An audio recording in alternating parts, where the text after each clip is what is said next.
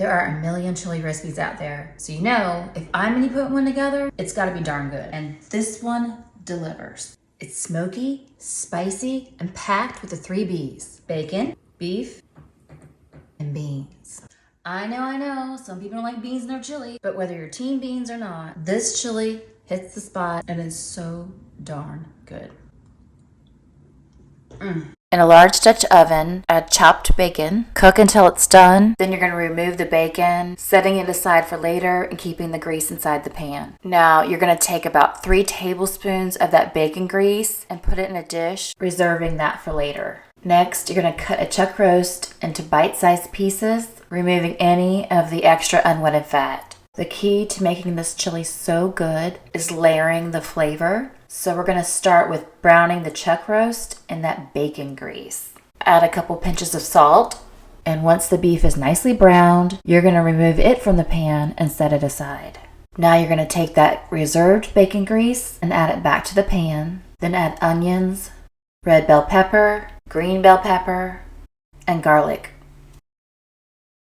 Now you're going to layer in the spices. I pre-mixed my own spice mix. There is smoked paprika, cumin, cocoa powder, celery salt, and Mexican oregano. Once those vegetables have softened, you're going to deglaze the pot with one of your favorite beers. Next, you're going to add in canned tomatoes. I like to use the whole San Marzano tomatoes because they add a touch of sweetness and a lot more flavor than the typical diced tomatoes. And I just chop them up in the pan so that all the juices are still in there and get mixed in really well. Add in tomato paste and green chilies, a little Worcestershire sauce, kidney beans, and black beans. Now, I know there are people that don't like beans in their chili. If you don't like them, leave them out. You do you, and I'll do me. Now, in this food processor are chipotle peppers and adobo sauce, which I forgot to film. So it's already in there. And then I'm adding in beef broth. And then you're going to blend until smooth. Now, these peppers add the smokiness and tons of flavor, but they also add heat. So add as many as you want according to your heat level. Then you're going to add that peppery broth into the chili, and then you're going to add in all of that meat. Add in bay leaves, then cover with a lid, and you're going to simmer on low heat for 2 hours.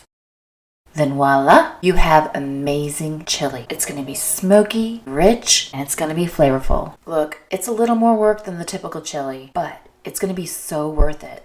You can find the full recipe with all the ingredient measurements and additional cooking tips at my website at aforkstale.com.